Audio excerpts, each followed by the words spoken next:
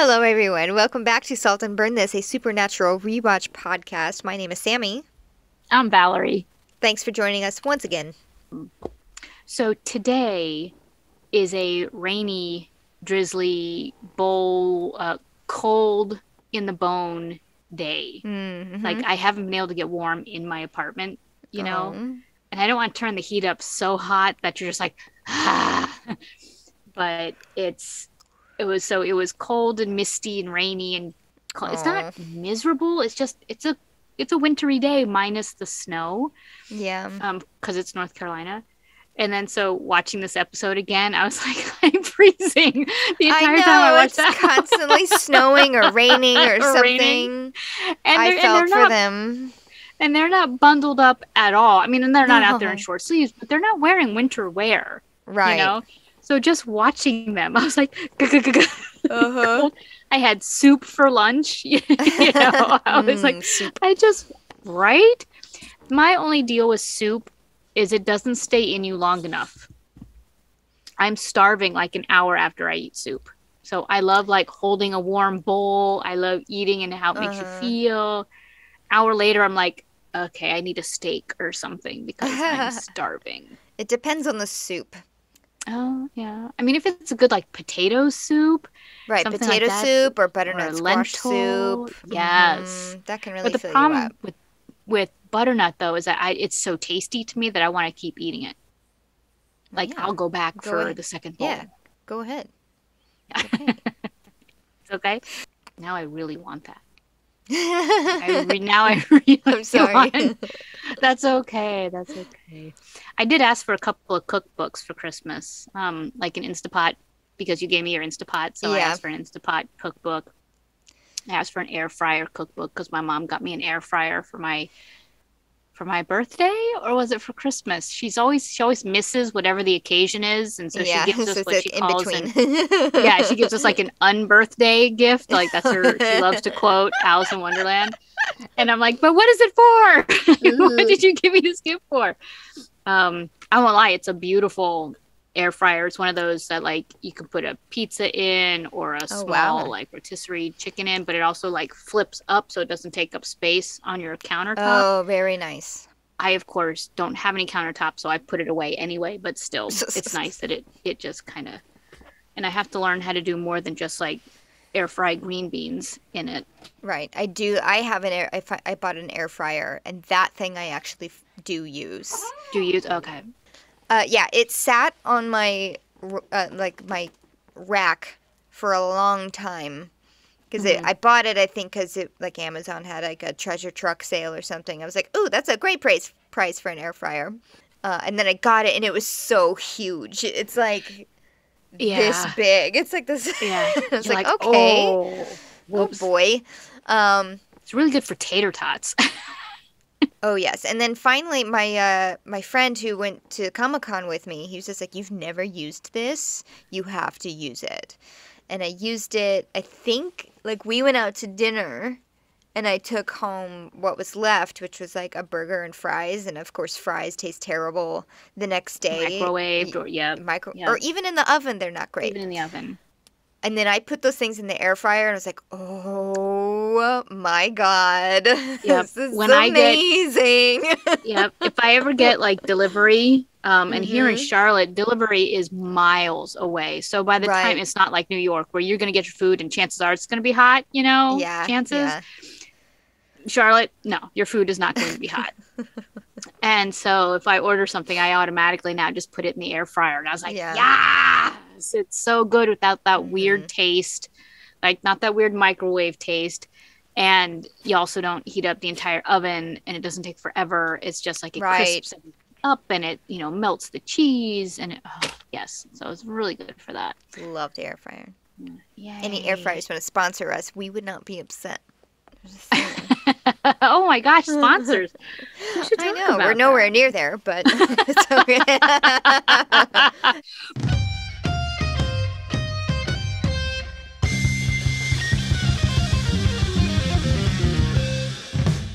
Season 2, Episode 16, Roadkill. The highway's only haunted once a year, and we got till sunup to wrap this thing up. Sam, Dean, and a near victim race the Earth's rotation to vanquish a ghost who kills on the anniversary of his death. Written by Rael Tucker and directed by Charles Beeson. It's interesting because it sounds a little bit like sorry, it's my phone. What was that? Bugs, where they were like racing against sunset, or not racing against, but racing for sunrise. Oh yeah, by the end of the episode, yeah, where they're just like, oh, it was like dun dun dun dun dun dun dun dun dun. Are they gonna live, till the sunrise? Yeah. And with the night episode, that lasted like 2 minutes and 14 seconds. Like that. Luckily, they didn't fall into that trap on this episode. No. And while there was the, they tell us in the beginning, pretty much that they're up against the clock. Mm-hmm. They're up against the clock. But I never felt like they were racing. There was times when, like, Dean would be like, come on, let's go. But I never felt the pressure of, like, the ticking clock in the corner of the screen, which was nice. Mm-hmm. Which is nice because it allowed us to focus on other things happening in the episode. But it also gave us a reason to, like, wrap things up. Yeah. We need this. This is great. We got to keep going. Right. So, in the recap, in the then, we get, again, the saving people, hunting things, the family business. So this has now become the tagline, I feel, of the show, which is great. And it's totally stuck through the end of time. In fact, Jensen's even still using it for his beer company, the family business, right? The family business beer company? Yeah. Yep, that's exactly right. Love it. It also keeps harkening back to how young they were. Like, every time it clips back to that, I'm like, they've aged so much already. I know. Particularly Sam's haircut. It was just... Yes, so sweet. With the with the bangs and the... But, yes, the hunting people, saving things keeps coming up. Oh, did I say it wrong? Hunting people, saving things? Hunting people, saving things. That's the supernatural world's motto. Is like the monsters of the supernatural world. Damn Winchesters. Yes. Hunting people, saving things. Oh. Amazing. I'm so sorry. So yes. No, that was great. I'm not cutting that. Just so you know. And once again, Valerie says things correctly. Not. Oh, God. Okay, so hunting things, saving people is brought up again. Business. All the images are of like ghosts getting, it's smoked. Pretty much all of the ghosty things, like the significant ghosty things that they've hunted and like their demise.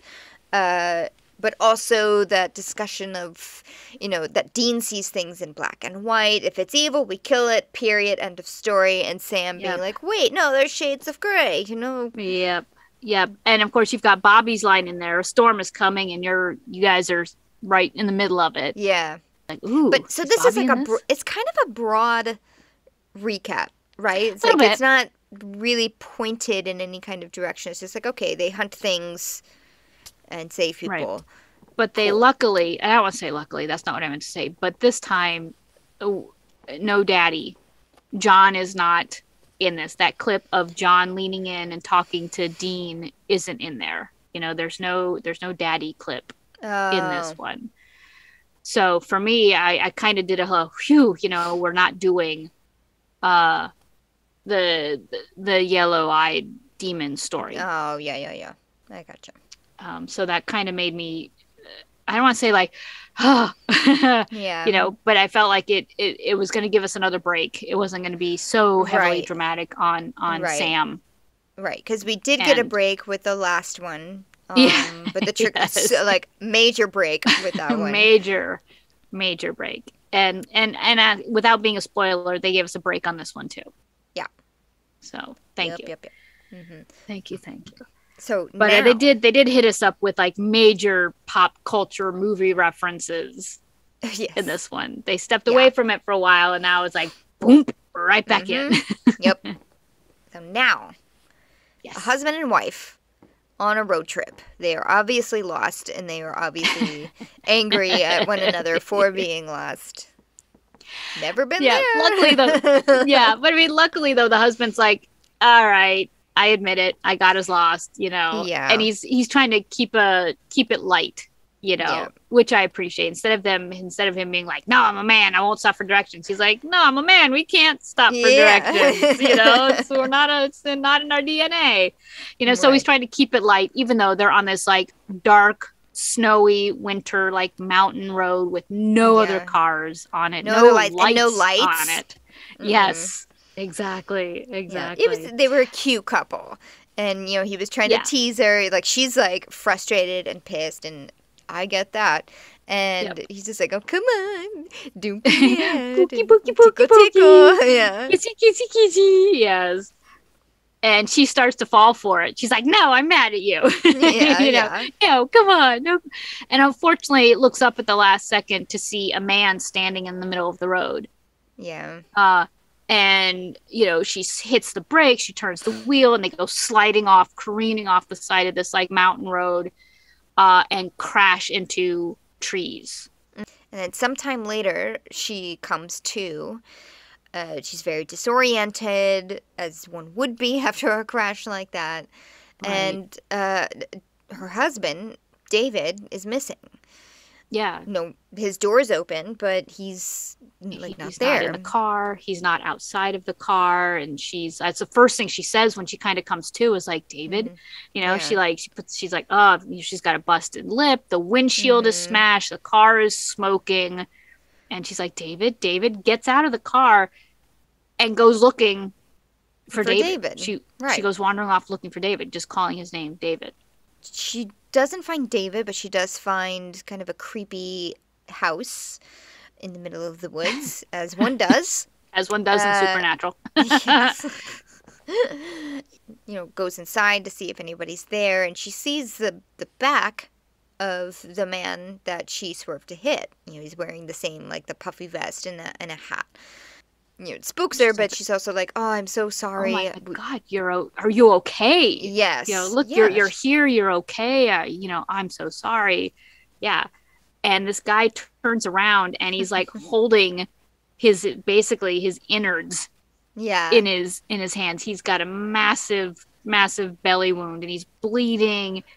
And he looks at her and opens his mouth and blood pours out of his mouth.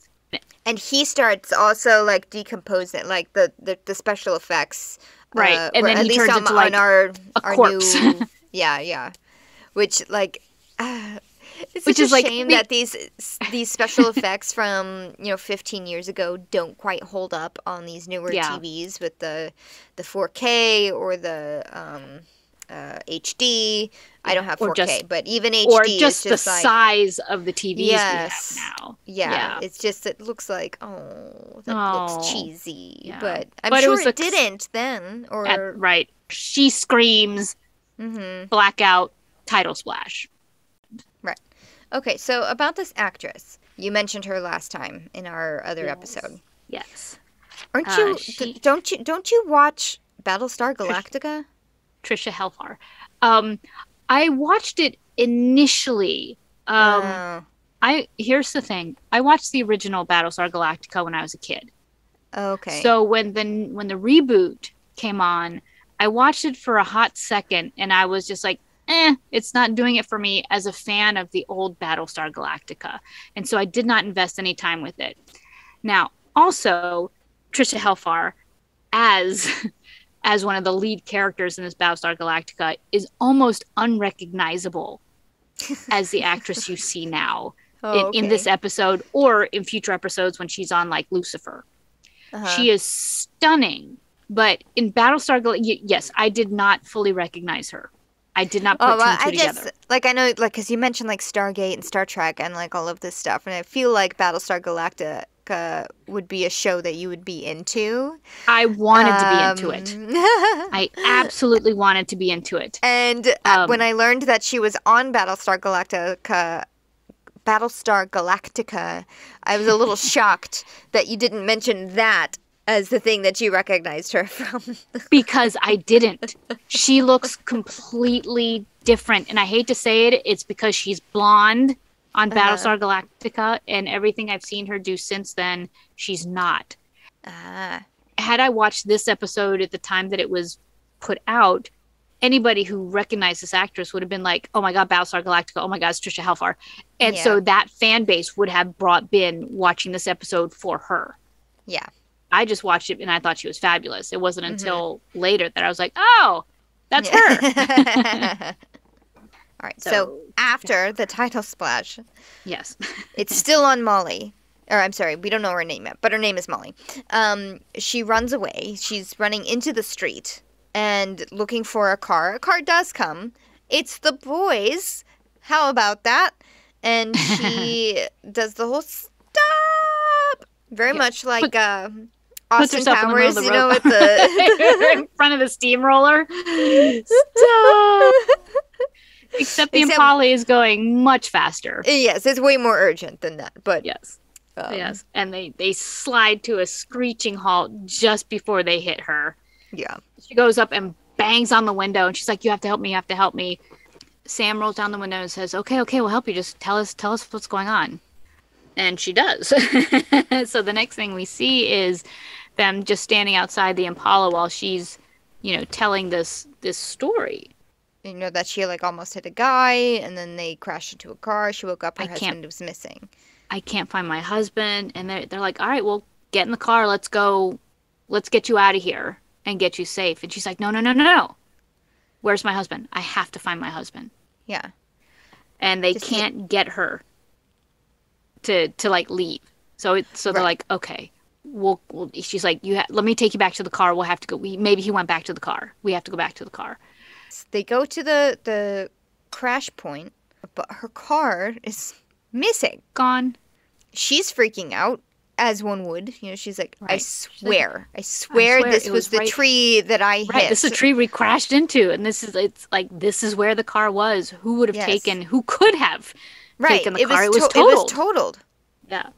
And so Sam and Dean have this little aside with each other. Mm-hmm. And it sounds like they're looking for somebody else at this time. They're like, Greeley's going to show up. We don't have much time. What are we going to do here? Because this is taking us away from what we're actually doing. Was looking for this guy named Greeley. And they also don't seem surprised that the car is missing. They're like, oh, okay. Oh, right. Okay. Yeah. How is this going to affect our timeline? Yeah. Right. And she's trying to convince them. It's like, I swear it was here. But they're like, no. We believe you, but we have to get you out of here. Yeah. We have to and they make it sound like it's because something worse is coming. So let's clear out of here before we get caught up in this thing that's coming. Right. And she's like, no. I have to find David. Maybe I should go to the cops. And this is how dire the situation is that they both are like, yes, cops. Great idea. Let's go to the cops. Oh, my God. And so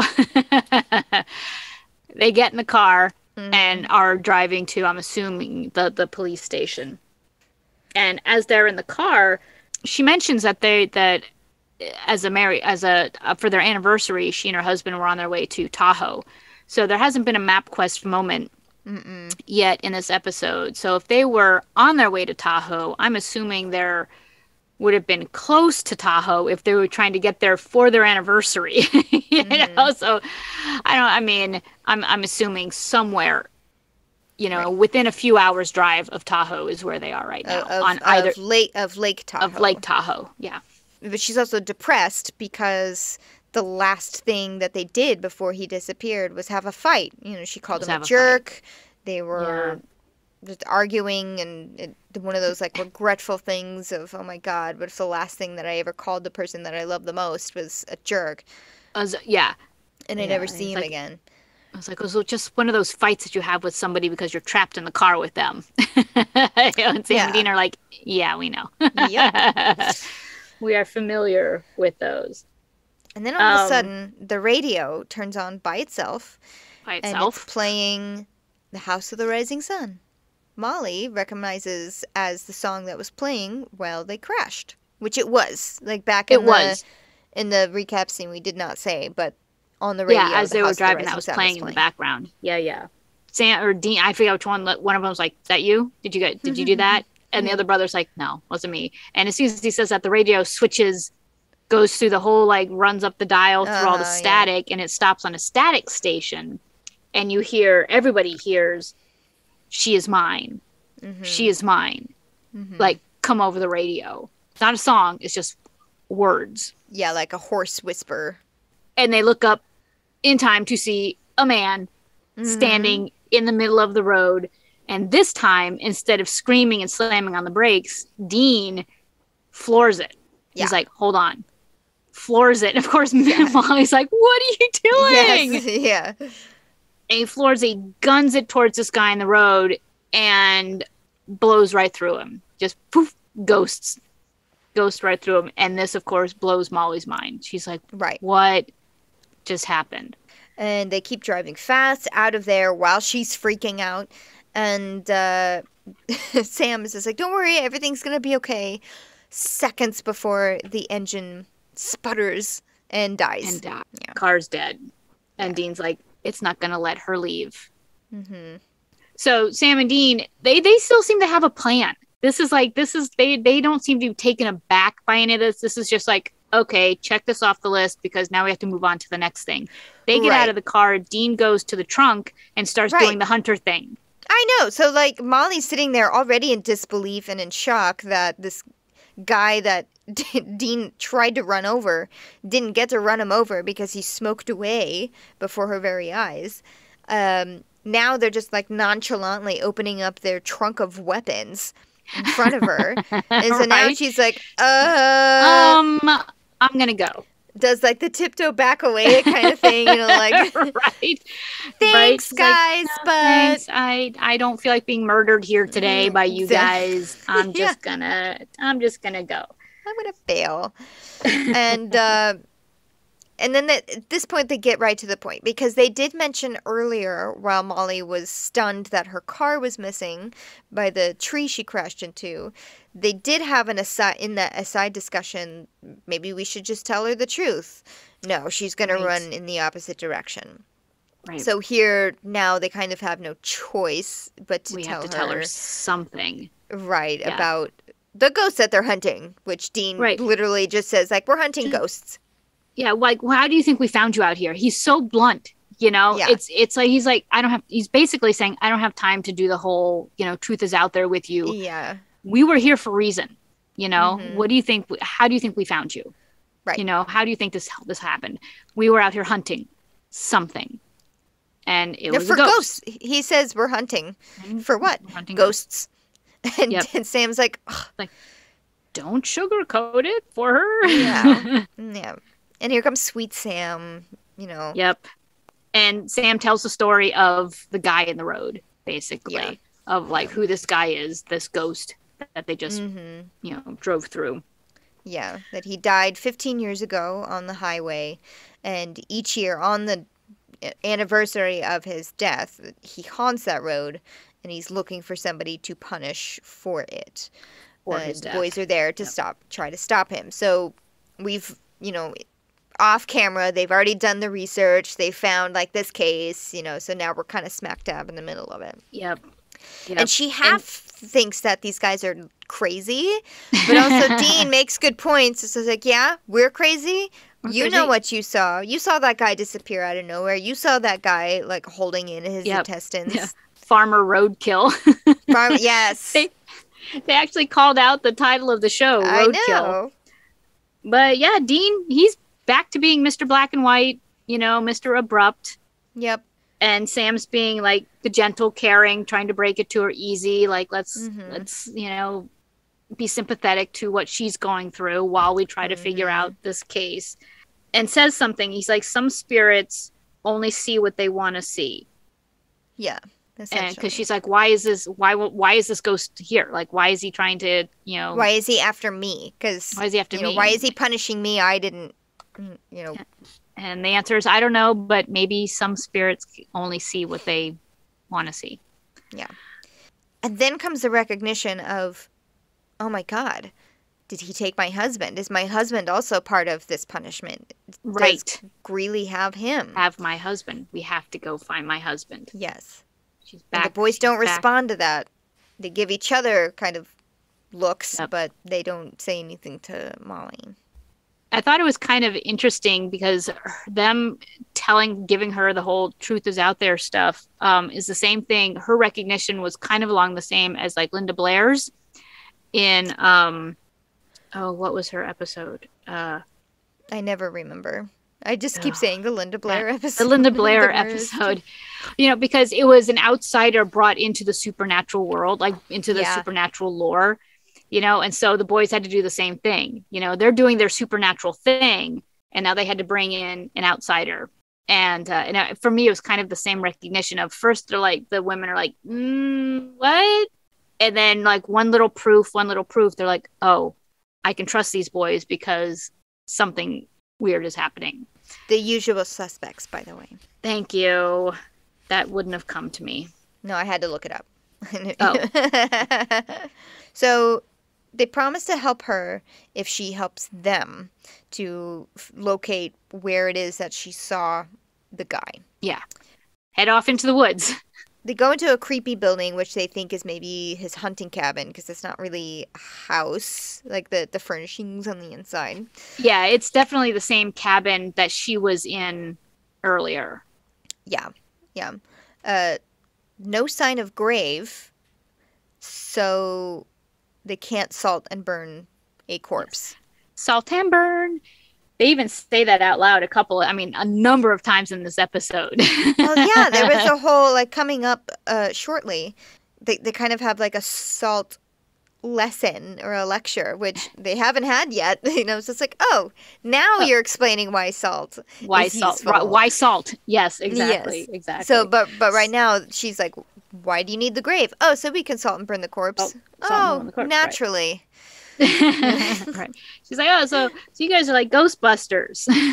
Yeah. Dean at this point is like, yeah, all right, fine, we're like Ghostbusters, but look, we still got to go. Time's ticking. You can't keep. He's out of patience and out of niceties. Yep. We got to find this corpse. So as they're like walking, was it before they get to the cabin though? As they're walking through the woods, looking for this cabin, Molly hears somebody call her name. No, it's after the cabin. It was it's because they didn't find anything in the cabin. They have to so leave. Like there's no gravesite here, but he's got 1,000 acres, so we have to go check. I guess we got to look around 1,000 acres for this gravesite. Right. So they're back outside, tromping through the woods. Right, because this is where Dean mentions that they have until sunup to solve the case, because he only hunts it one night once a year. Sam and Molly are tromping off one way through the woods. Molly thinks she hears somebody say, "Molly, help me." Mm-hmm. And she's like, "Oh my gosh, David." And so stupidly, as these characters are wont to do, breaks off from Sam and goes off towards the voice that she thought she heard. Right. Right after Sam is like, "Stay close." She's like, "Yeah, of course." Yeah, okay. Squirrel. Yeah, I mean, it's... and immediately puts herself in danger, and goes off after this voice. And as it turns out, it's not David. It's Greeley, who has materialized and grabs her. And you see his, his bloody guts again and his bloody face. And as he's grabbing her, you immediately see a shotgun. There was no pause. There's a shotgun in the frame. Mm-hmm. And boom, Dean pulls the trigger and blows the ghost away. Howdy. Yep. Bye. So Dean totally knew this was coming. Rock salts the ghost and off he goes. Okay, so here is where the rock salt or the salt lesson comes in, because she's asking all these questions. She's almost treated, I feel like this was almost like an internship, like right? How much she's information asking all is the questions. Yes. Yeah. She's like, salt? And they're like, yeah, a lot of cultures view salt as a symbol of purity, and therefore it repels anything impure, just like when you unnatural. Throw salt over your shoulder. Yep. And I was like, oh, that was kind of nice. I mean, there's so many ghost movies and stuff that use salt as a repellent, like Hocus Pocus. Like, that's a huge factor in Hocus Pocus of, like... Come on. Yeah, the they did a witches go. lot of exposition in this episode without it being a running line of exposition. Sure.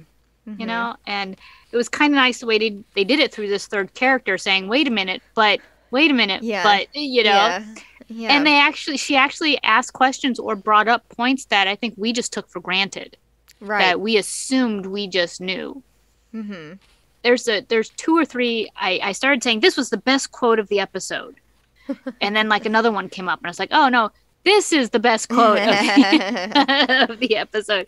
So after Dean, shoots the ghost with the rock salt, and Dean is like, look, let's follow the creepy brick road. And they follow this path through the woods, which takes them to a house. They actually come out of a clearing to this creepy, rundown house. And this I wrote down was the best quote. Dean says, just once, I'd like to round a corner and see a nice house. Yeah. And I was like, I had that exact thought just before he said it. I was like, and here's the creepy house, Yep. And just once, I would like to round the corner and there's a nice house. Right. Right. So they go inside this house, which it's overrun. It's overrun with vines. It's dirty. The screens are broken. It's like an old farmhouse stuck in time almost. It's kind of cool. It's dirty on the inside. Yeah. I also I really liked this like cinematography shot where they had of the screen door. The two of Sam and Molly going in, kind of looking around, and then later Dean opens it up, and it's still on the outside of the screen door, which has a huge hole in the screen. Yep. And so, you're watching them from outside. They go into the house, but you don't go in the house with them. You're watching them from outside. It was a nice little touch. Yeah. And inside this house is just as cold and dark as it is outside. Obviously there's been vandals, or not vandals, but someone else has been using this house. There's bottles, there's graffiti on the walls, not a ton of it, but there's enough that somebody else has been crashed in this house. But Dean says no gravestone out there, so that's great. So then they split up to search this huge house. Sam and Molly go upstairs to look for like any kind of records or documents or whatever, while Dean searches around downstairs. And lucky for Sam and Molly, all of the documents are there, just strewn across the floor. Every document, every receipt is like just scattered. Yeah. You can almost see Sam go, research, here we go. Yep. But Molly finds a photo album. She finds a photo album over by the windowsill and flips through that. And she finds like happy pictures of Greeley and his wife, like they're like standing in front of their new house, like, ta-da, look, we've got our new house, and then there's pictures of them in front of the cabin, like, and here we are in front of our awesome cabin, living our dream, these are happy photos. And it's, I guess it's not just a photo album, it's like a scrapbook, because there's scrapbook, there's love letters in it. And Molly's like, oh my gosh, these are beautiful. These are letters. Some of these are letters that he wrote to her. Yeah. He was quite the romantic. Like, and she even says, she's like, how does this man, this man who writes love letters, turn into this horrible ghost who's trying to murder us? And then Sam, who's who really shows his sympathetic side here. He's really feels for these spirits, because he says, they're not really the same people that they were in life. They're wounded animals. They're lost. They're so involved, like in depth of their pain, that they kind of lose themselves, and they're stuck in this loop of their own tragedy over and over and over again. Yes. And they don't know how to let go. Yeah. Dean comes upstairs, having not found anything downstairs, checks in with Sam and Molly, and still no indication of a grave, or a grave marker of any kind. But Dean notices like a panel behind one of the pieces of furniture. Yeah, somehow he noticed a trap door behind this piece of furniture that was completely blocking it, by the way. Yes. There was a small pop culture reference just before that. Because he walks in on Sam and Molly, Sam being, Mr. Puppy Dog Sam. And he's just like, he gets a little J-Love Hewitt with all of this. Ghost Whisperer. He is always comparing Sam to either a woman, you know, or some sort of emasculating character. Yeah, I guess so. Yeah. So not that there's anything wrong with being compared to a woman, but I think as a man being compared to a woman, I think the intention there is to emasculate him. Yeah. So Dean magically divines that there's this panel behind this dresser, and that it's locked from the other side. Mm-hmm. And in true Dean fashion, kicks his way through it. Bam, bam. He like donkey kicks it. Because the first one didn't work. I kind of thought it was going to. I enjoyed that because he had this look like, I'm just going to kick this door in. And it didn't. No. Okay. Took a second one. So kicks open the this panel, and it's not like a full door. It's literally like a half door, like you a little crawl through a crawl space, basically. Yeah. And they crawl through into like it's just basically another attic room, is what it looks like. Mm-hmm. And Dean's like, ugh, it smells like old woman in here. And the little comic moment, the next thing they see is this dead woman hanging from the rafters. He's like, oh. All right, well, that's why. That explains it, you know. Yeah. I was like, that was cold. That was cold. But she's clearly been hanging there for quite a while. It's not a juicy corpse at all. This is a dried out, mummified woman. Yeah, but they do guess that it's Greeley's wife and that she hung herself. And Molly's really sad because she's like, oh, she couldn't live without her husband. Him. Sam, he moves to like take her down, and both Dean and Molly are like, why? Which I thought interesting, because I'm like, of all things, Dean should know. You should just cut her down, and I was thinking they would just salt and burn her just for safety's sake. Right, you know? I thought that too. But Dean looked literally taken aback, like, why would we do that? Like, Sam and Dean, why are you taking it back? Salt and burn her, let's go. You know, this is what we do. Sam is very like, no, we can't just leave her like this. She deserves to be put to rest. Right. Yeah. We don't just kill things. We kill evil things. So let's be human about this. But yeah, I was like, why don't we make sure she's not going to be a ghost? You know, come on, Dean. They're digging her grave. Yes. And then Molly's asking more very poignant, good questions. Like, okay, so what happens, when they go? Like, what happens when you put them to rest? Right. Questions that haven't been asked or answered. We've just all assumed. Yeah. Like, well, they just go away. Not here. Where? Not here, and that's the good thing. That's all Dean cares about. Is like, as long as it's not here, I don't care where they are. Exactly. As long as they don't come back, that's all that matters. Yeah. Is it a better place? Is it worse? Like, what? And, I personally just assumed from previous episodes that they would either go, like, because their journey was interrupted, and based on that episode that Dean was in, where it was the first episode of season 2, right, where Dean is trapped. He's yes. Mm-hmm. The Reaper's trying to get him to let go and just die so he can go on his way, but he's not willing to leave his body. And the ghost is like, the Reaper's like, you're just going to you can stay here, but without your body, and you're going to become a horrible, horrible thing walking this earth. Yeah. So that was my assumption, is that when you die, if you became a ghost that was trapped in the realm, that you would either then continue on your journey to either hell or to heaven. That was my assumption. See, I would assume just because the Reaper put so much importance on you have to come with me now, because she doesn't know where they end up going, right? She's just the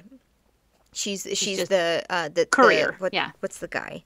With the Styx guy, the guy who the rowboat on the river Styx. Yeah, you're just the boat captain. You're just the deliverer. You're just the messenger. You're just the transportation. Right.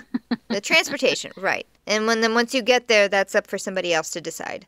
But she laid so much importance on, you'd come with me now, and then you can continue your journey there, or you stay here, and then who really knows? Like, even I felt like the Reaper still didn't even know what happened to you, or you just kind of cease to be anything, or maybe you just automatically go to hell. I don't know. I didn't view it as a good thing as staying on this earth, just hoping that somebody would burn your bones or whatever and finally put you to rest.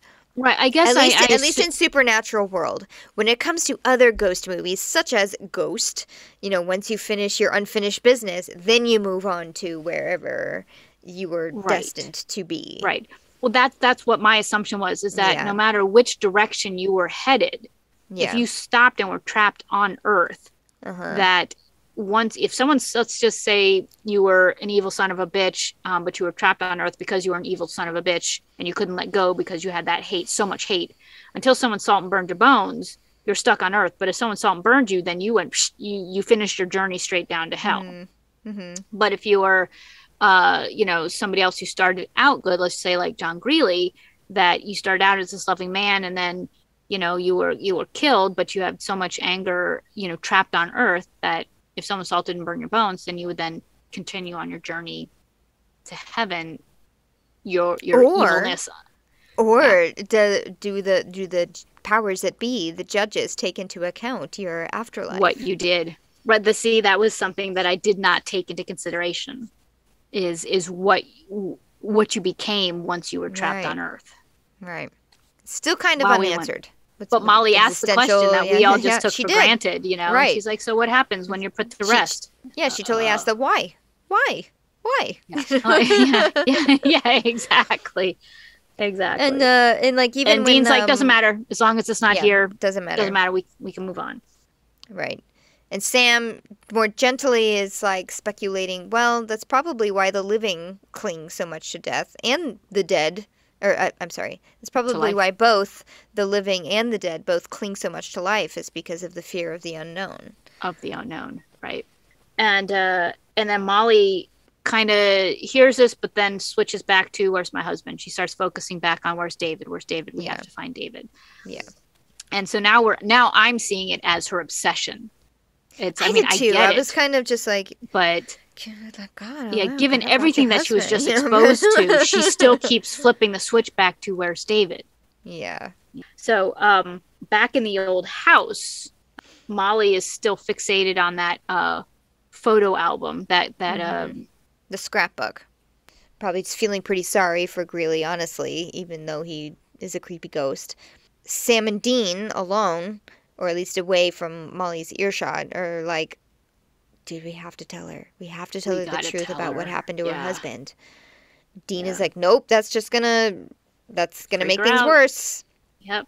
Let's just stick to the plan, and then we tell her. And then right then is when Molly overhears them. Tell me what? What aren't you telling me? And once again goes to, what aren't you telling me about my husband? Yeah. And just then, that song comes on again. You hear like the static of a radio, and you hear that that House of the Rising Sun song comes on. And I was like, this is so Final Destination. Because didn't like John Denver start playing every time somebody was about to die? I've never seen any of the Final Destinations. I've seen enough of the trailers to know what the movie is about. Anytime a John Denver song came on, somebody dies, which I found hysterical. That's pretty funny. But so that's what I wrote down. I was like, ooh, Final Destination. At least they're not playing John Denver. So, but as soon as that song comes on, everybody in the room is like, he's here. They know. Yep. They know that that's what that means. Dean goes over, uncovers this like beautiful, old, dusty, giant radio that is playing this song, and discovers that it's not plugged in, and B, the plug has been sheared off anyway. So there's no way that this radio is just playing. Yeah. He's here. And then also he like looks up at a window that starts icing over, and they're doing the frosty thing. Yep. And then forms the words, she's mine. She's mine. And then Sam, who has been protecting Molly in the other room, steps away for like 2 seconds, which is long enough for Greeley to smash through another window, grab Molly, and seemingly disappear. Yep. Because they run out of the house looking for her. She's nowhere to be found. There's not even like a sound of like footsteps heading anywhere. So they can't find her. And they're like, oh, God. One of them was like, we have to find Molly. The other one was like, no, we got to find Greeley's grave. You know, Right. We are running out of time. Yes, there's only 2 hours until sunset. Sunrise, but till that point. And then Sam, like looking in the scrapbook, happens upon a photo of the cabin, but happens to be missing a tree that he thought he saw there where the couple was standing. Oh, no. Of course. Why didn't I think of this before? That old, tree is a grave marker, country custom. Right. Bury somebody under, bury somebody and then plant a tree over them. Yeah, that's... And then Dean says the thing that I've been thinking for the past few episodes or so. It's like, you're like a walking encyclopedia of weirdness. Yeah, I know. That sounds like, yeah, I know. He admits it. Second great quote. Yes. So then now they know they have to go back to the cabin where there's now a tree. There wasn't a tree in the photos, right. But the camera takes us back to the cabin and Molly is there. Molly is trussed up, arms above her wrists. She's hanging by her wrists from the ceiling. And Greeley is there and he's still just as bloody and nasty as he was before. And he just wants to hurt her. Yeah. And she's like, you don't have to hurt me. It's not going to bring your wife back. I know what happened. You don't need to do this. And Greeley's like, I have to hurt you. I don't have my wife is dead, but I have you and I'm going to hurt you. Yeah. And you're never going to leave. And he just starts torturing her, like literally gouging out her skin with his fingernail. Bloody fingernails. Ugh. Yeah. Gets her across her chest. Mm-hmm. And then he does like one across her midsection and is just gouging her. And as soon as he does that, Dean bursts in, right? To the rescue with the rock salt, blam. So Greeley's gone for now. Mm-hmm. Another great line, which is Molly says, "Oh, thank God." And Dean has to say, "You can just call me Dean." Which I was thinking, he's very nonchalant. For the things that are happening. I like his nonchalantness because he knows what he's battling. You know what I mean? This isn't something new. It's a ghost. He knows what has to happen. Yeah. So I appreciate the monotony of them having to salt and burn a ghost's bones. Right. But a part of me is like, come on. But this time, Greeley comes back faster. He comes back and he fights back. And he starts fighting Dean. Yes. And he does that whole... Jedi mind tricks going on. Yes, he does that whole mind blast thing that you talked about. I guess it's more the Force, not Jedi mind trick. But... It is, well... Like, he's using the Force to... Like, he scratches Dean across the face. Right. And then, he mind blasts him against the wall. Yep. And Dean can't move now because he's being held in some sort of ghostly, paralyzed state. In the meantime, Sam outside is frantically digging up, and you hear Dean in the cabin go, "Hurry up, Sam!" And Greeley, now that Dean is like frozen up against the wall, Greeley's able to like divine a knife. He's able to grab a knife, and he goes over to Dean, and he's able to almost basically kill Dean. Yeah, like he gets close enough to like stab him, and Dean is like trying to hold him off, and they're kind of at a standstill. But then just in time, finally, just in time, Sam lights the match and is able to throw it into the grave, and where he has since poured gasoline and salt over the bones of Greeley, and starts the bones afire. And Greeley, I feel he fought it. I mean, he felt it. He felt the burn, and he fought it. Yeah, he did not want to go. No, I definitely felt like he was either in pain or just trying to fight it, avoid it, something. Yeah, I mean, yes, I felt the pain, but at the same time, I felt like he really wanted to do some damage before he really wanted to hurt somebody. Yeah. But luckily, his bones were burned. Poof, he disappears. Dean is freed from the spell or whatever was holding him. And the knife falls to the floor. And the knife falls. Right, exactly. Point first. Moments later, they are all back at the Impala. They're trying to take Molly away, and she refuses. She refuses until they tell her what happened to her husband. Well, she still thinks Greeley killed him. Right, because she's like, all this time, you knew what happened to him, and you refused to tell me.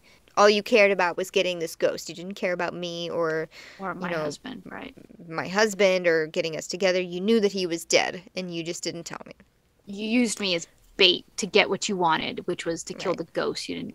And Sam gives her the revelation. Part 1 of the revelation, yes. Yes. Yeah. David's alive, and we'll take you to him. Mm-hmm. So off they go. Yes. And they pull up in front of this nice, cozy, warm-looking house. Mm-hmm. They get out of the car. She walks up the steps and stops because through one of the front windows she sees David, who is like in a bathrobe. It's early morning, right? It's still dark out. He's pouring coffee. But she's like, wait, that's not him. It's because he's older. Yeah, he looks a lot different. A lot than the last different. time that she's seen him. And then while she's watching, a woman walks in a bathrobe, kisses him, as basically a couple going about their early morning, time to get ready for work stuff. Yes. Confusion ensues on Molly's face. Yep. And so now Sam has to explain to Molly. Part 2 of the revelation. The part 2 of the revelation, right. Which is 15 years ago, there was a car accident on Highway 41 where you and your husband hit Jonah Greeley with your car. David survived, but... You and Jonah didn't. You did not. Dean pitches in, there's not just one spirit haunting Highway 41, there are 2. And now through a series of flashbacks, we see what actually transpired with both Sam and Dean and with Molly and Jonah. Yeah, it's it's a flashback David. of prior to where like the episode started was their research phase. They coming across the case of, in the past 15 years, 12 accidents have come across this road all in the same night. 5 of them were fatal, and all of the witnesses that survived say they saw a woman being chased by a bloody man. And so they managed to track down David. And they were interviewing David in some alias. They were in suits of some kind or nice clothes, just not in their hunter wear. And they're just like, we just need to salt and burn the bones. So they're asking David, where she buried? Mm-hmm. And David says, Molly's not buried. She was cremated. So that's question. I guess wrench in the works number 1 is that there's no body for Molly. What's keeping her here? There's that. So and then there's the timeline of and then it goes through the episode where they kind of hit like the key points where there are clues abound. Where after you watch the episode once and you're like, oh, what? And then you watch it the second time and then you're like, oh, there it is, there it is, there it is, there it is, there it is. All these little bits and pieces where it's just like, aha, aha, aha. Yeah, if we tell her the truth, she's going to run the other way. Some spirits only see what they want to. Some spirits just can't let go, etc., etc. And it's all kind of coming back to Molly a little bit. Because Molly, though, is still stuck in she still thinks it's 1992. Right. And they're like, no, it's 2007. Even though they've told her that she didn't survive this crash. Yeah. She still doesn't get it. Right. She still doesn't get it. And I thought it was interesting that when they're, they've got the flashbacks, but it's Sam and Dean speaking in real time, in modern time, in present time, over the flashbacks. They cut back to Sam and Dean telling Molly the story. Yeah. And every once in a while you see that Sam and Dean, remember we mentioned that it was like cold and rainy and snowy and, it's raining. And Sam and Dean are getting wet. Mm-hmm. Every time it cuts back to Molly, she's not. Yeah, she's dry. No, she's wet. In the faraway cuts, she's dry. When they started doing close-ups, you could see that she was getting a little bit wet. But in the faraway cuts... where she, like, after when she was sitting, like, right before after she saw David, And she I turned and definitely is thought that she facing... was wet. I kept seeing like her stringy wet hair. Oh, I just kept seeing how dry she was compared to Sam and Dean. But they also say that every year Greeley has been punishing somebody for his death, and that somebody has been her. Yeah. That he every year. He captures her, he tortures her every single year. Every single time. She does not remember it. I was going to say, my confusion was over the people who died on that freeway. And they didn't die because they were killed by the ghost. They died because they were swerving to hit somebody. The scene, exactly, and swerved and either hit a tree and died or, luckily didn't die. Right. But so that was part of my confusion. I was like, wait, like, what is Greeley doing? Like, so it wasn't that he was directly killing them because of his anger. He was chasing her down and killing her every time. Yeah. And not every year has there been an accident. They said 12 accidents have happened in the past 15 years. So I'm sure maybe 3 of those nights or 3 of those years, there were no cars. There just happened to be someone driving. Yeah, exactly. Yeah. Exactly. Which is how Sam and Dean figured out when to be on that road. Right. But she does not remember being tortured, but that's also part of because you chose not to see it. Right. Some spirits only see what they want to see. Right. But she's also just destined to keep repeating this torturous loop. Yeah. Without remembering. As evidenced by Molly saying, I still need to talk to David. She still has that urge, that need to talk to David, to talk to her husband. Or Dean says, we won't stop you if that's what you want to do. But just so you know, you're going to affect him. You're going to affect David for the rest of his life if you do. Yeah. And Sam kind of talks her back again and says, he loved you. He knows you loved him. You don't have to tell him. You deserve peace from all of this. It's time for you to move on. You don't belong here. You don't deserve this existence. Right. Like, he's already said his goodbyes. Now you have to let go. She's kind of coming to terms with the fact that she's dead. But also, like, now her questions are coming back, right? Well, what's next? If I do let go, where do I go? And unfortunately, they can't answer that for her, but... Yeah. It's like, but this is no way to live. This isn't for you. Yeah. You don't deserve what's happening to you now. So it's time to see what else is there. And that's Sam. That is 100% sympathetic Sam leading her towards leading her away from whatever she's been doing, what's been happening to her, whether it's into something better or something worse. As long as it's not this, she doesn't deserve what's happening to her now. We kind of see the sunrise start to happen. And then we see Molly's made a decision. And you see her kind of turn into the sunset and, light ensues. Yes. It's a nice, overly poetic moment, but it's nice nonetheless. Yes, exactly. And Dean softens a little bit. He softens a little bit. This is what he gives her. He's like, well, I guess she wasn't so bad for a ghost, nice lady. Nice lady for a ghost, And again, I just want to say, based on Dean's previous experiences as an almost ghost, faced with that decision to either stay, he doesn't remember that. He doesn't? No. Because remember when he woke up, Sam was like, remember there was a Reaper, they were chasing you, and then he's like, nope, don't remember it. Now Dean, God, wiped. It's in the vault, so to speak. Because that's all I was thinking during this. I was like, Dean, come on, man. You were faced with the exact same conundrum, the exact same choice to stay and try to avenge, but become evil in the process, or to let go and just let things be as they're supposed to be. And it's because he doesn't remember. Nope. Son of a bitch. Yep. Well, I'm going to leave that because then Dean leaves us with I guess we won't know what's out there for us until we take the plunge. Right. And I just wrote, yep. Yeah. But Sam, because he's on this, yeah, I hope she goes to a better place, and hope's kind of the whole point. And then they give a little call out to the inspiration of this episode. Entire episode, yep.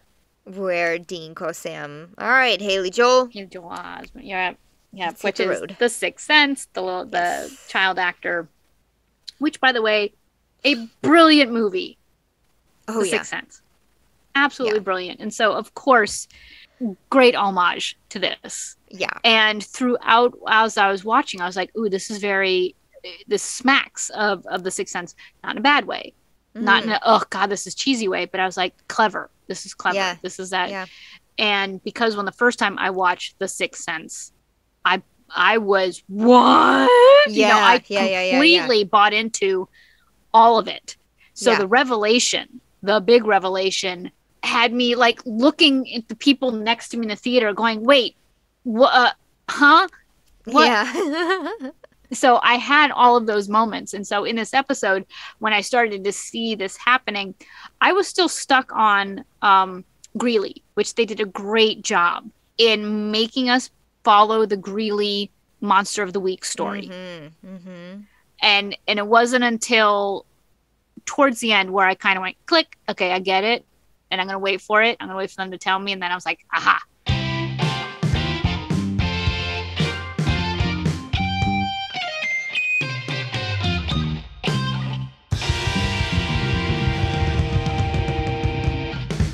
This episode was wiped from my memory. When I watched it, it was brand new. Or even if I had kind of remembered it, totally forgot the ending. Nope, totally forgot. I did not see it coming until, I guess maybe a little bit towards the end. You know, like maybe after Greeley, they like killed Greeley and they kind of got into that little mood. Yes. I think maybe that's when I was like, huh. And that's when you can start doing your own flashbacks. Right. Like, oh, right. Sam said these things. Yeah. You know, Dean was very matter of fact about all of this. You know, like I said, he was so nonchalant about the whole ghost business is because he knew that they were on track to do these things, which was salt and burn Greeley, but also salt and burn her or release her, set her to rest. Yes. That was part of the plan the whole time. So he just had to bide his time, but time was fleeting. Right. I also wonder if maybe he was hoping that some of these things would jog her memory or, you know, help things click for her. It's like, hey, we're hunting ghosts. Get it? Ghosts? Yep. Does that? How did we find you? Okay. So in my reading, in my research, the team, particularly Eric, wanted to do an episode like this for a while. Yeah. You know, they had this idea of like, what if we did a ghost, but they didn't know that they were a ghost until the end. And they absolutely gave credit to Sixth Sense. They're like, what if we did a Sixth Sense type of thing? You know, it's not, they stole from it, but also they realized they were stealing from it or inspired by it, whatever you want to call it. And Raelle Tucker decided to take it on. She's like, I think that I can do this. I want to crack at this. Because they tried like a few different ways and they're like, this isn't going to work. How do we do this? And it's just not happening. We'll give this idea up. And Raelle Tucker was like, no, I want to crack at this. And while it took several scripts for it to get there, finally Eric was like, oh my God, I can't believe that you did this. Wow. I never thought that this would happen and you did it. This is amazing. Wow. That's amazing. That's just awesome. I just want to give a Valerie silent clap for because I was absolutely fooled. Like they did the twist absolutely got me. Yeah. Had I not been aware of the Sixth Sense movie, Sixth Sense movie, this episode would have full on taken me by surprise because of how well it was done. Yeah. But because I already had that twist, you know, in my brain, I was like, could it be? You know, one of the things we didn't mention was the House of the Rising Sun by the Animals. I mean, we mentioned it, but the song doesn't impact the episode all that much, other than this is kind of just this creepy build of of haunting music. Yeah. And the only thing I really like researched about it is that it's there's two stories behind the song. One is it's a song about a brothel. Yes, The I've heard that one. the other interpretation is that it's a song about a women's prison. But whether the House of the Rising Sun is a physical building or not, the story itself is about a life gone wrong. So I thought it was an interesting song to use. Yeah. You know, it's not that any of these people were like degenerate gamblers or things like that, but something went wrong and it led them astray, you know, from what their path was. One was getting hit by a car and needing revenge, and the other was hitting someone with their car and needing to say goodbye to their husband. I was always creeped out by that song anyway, just because it's such a like dark and foreboding haunting kind of song. is an excellent way to describe that song. Yeah, I love that song, and I feel like it was such a happy accident that this show already uses the classic rock as their soundtrack. You know, it is kind of this timeless music, or it's already old for even them, you know? Right. And then they use this song, so it's not out of place either, that this couple is listening to this classic rock song, and then the classic rock keeps coming back because it doesn't date it. Because these people, or she, does not look... I mean, she looks like she's from the 90s, I guess, but also timeless. It feels like she could have easily fit into the early 2000s. Anywhere. Yeah, anywhere. This was just, again, I thought it was a really good episode. It wasn't meaty, but it was dark and meaningful. They did. They gave a lot of ghost hunting lessons, or... There's a lot of exposition philosophy. Into the supernatural world that even Sam and Dean didn't quite know, which was interesting. You know, and it wasn't Bobby teaching them, you know, and calling them idiots for not knowing. It was them acknowledging that there's stuff that they do what they do, but they don't always know what happens when they do it. And very well acted. Loved the guest star. She did an excellent job. And even the boys, because they also knew the twist at the end. Like, they knew what was really going on, the actors. So then they had to play in a way that wouldn't give away the ending to the audience, which I feel like would be a really tricky thing to do. Yeah, they could have really made a mess of the Molly character. Yeah. And although I wonder if Molly was a little ghost throw, a little ghost shout out, because Molly was the name of Demi Moore's character in Ghost. Oh, really? Oh, yeah, I guess she was. Yeah, maybe. But they could have just made her this, like, weepy or vapid character. And she wasn't. She was just genuinely confused and genuinely motivated at the same time. You know, she was moved by the romance of Greeley and his wife. You know, she wanted to get back to her husband because she wanted to say, I'm sorry, I love you. I don't want to, you know, I don't want to end whatever's happening here on a fight. But her confusion was genuine. Like, I don't understand.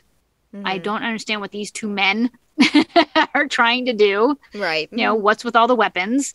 And and even when faced with the ghost, she kind of took it in stride, but with, I think, a proper amount of confusion.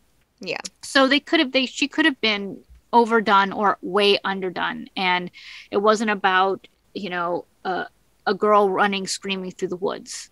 Did you take a peek at the next episode? I did not really take a peek at the next episode because I know what it is, because this episode makes me really sad. Oh, and I don't want to watch it yet. Oh, no! Okay. But the next episode is called Heart.